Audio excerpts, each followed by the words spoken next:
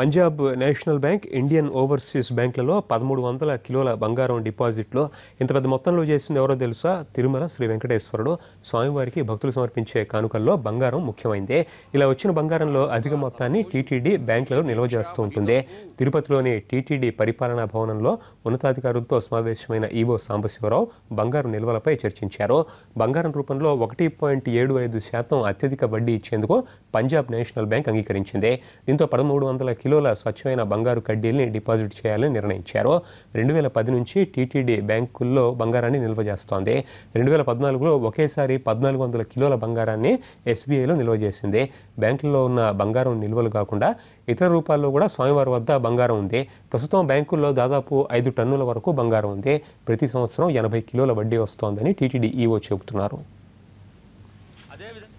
ఏడుకొండలపై నెలకొన్న కోనేటి రాయుడు అలంకార ప్రియుడు. పుష్పాలన్న, వజ్ర వైఢూర్య, మరకత, మాణిక్యాలు పొదిగిన తిరువాభరణాలన్న శ్రీవారికి అమితమైన ప్రేమ. భక్తకోటి తిరుమల శ్రీ వెంకటేశ్వర స్వామిని భక్తితో నమ్మి కొలుస్తుంటారు. అందుకే భక్తులు శ్రీవారికి నిలువు దోపిడీలు చెల్లిస్తారు. నాటి రాజుల కాలం నుంచి నేటి వరకు స్వామివారికి వెలకట్టలేని సంపదలు భక్తితో ముడుపులుగా చెల్లించినవే. శ్రీ వెంకటేశ్వర స్వామివారికి ఉభయ దేవరులకు అనేక వేళల్లో తిరువాభరణాలు అలంకరిస్తూ ఉంటారు. ఇప్పటివరకు సుమారు 12 టన్నుల బంగారు ఆభరణాలు ఉన్నాయని తెలుస్తోంది.